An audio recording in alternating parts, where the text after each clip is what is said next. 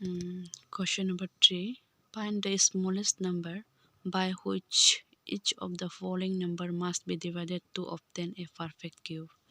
देखो question number 3 में ये कहा गया है स्मॉलेस्ट नंबर फाइंड करना है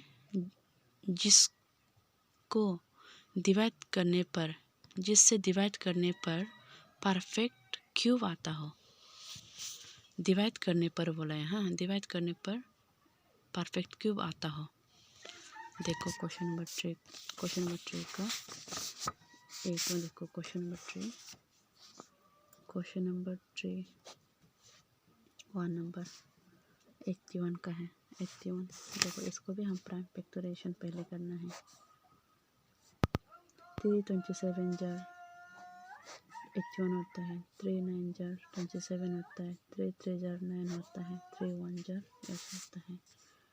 तो 81 को देखो, इसको लिखो ऊपर काला। हम ये तीनों को एक साथ लेना है, लेके हो गया क्यूब 3। देखो यहाँ में तो क्यूब बनने के लिए 2 नंबर गायब है कि नहीं?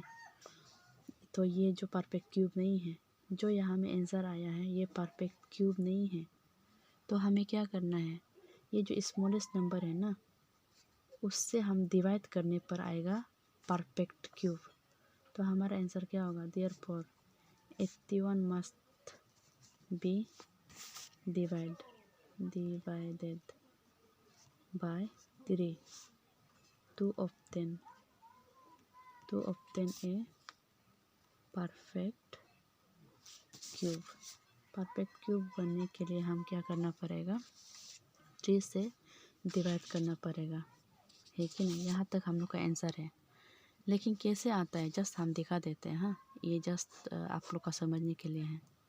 ये 81 को 3 से डिवाइड करने पर आएगा 27, है कि नहीं? 27 आएगा। ये 27 का क्यूब देखो,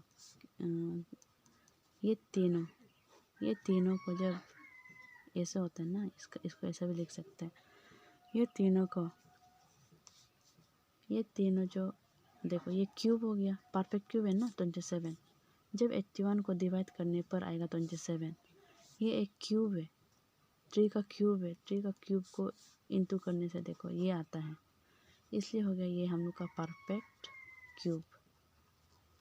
81 परफेक्ट क्यूब नहीं है, क्योंकि ये इसका जो 3 क्यूब इंटू 3 होता है, ये परफेक्ट क्यूब नहीं होता है।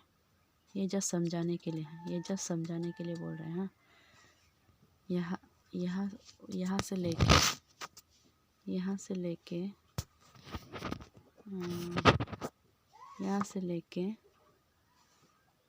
यहाँ तक लिखो।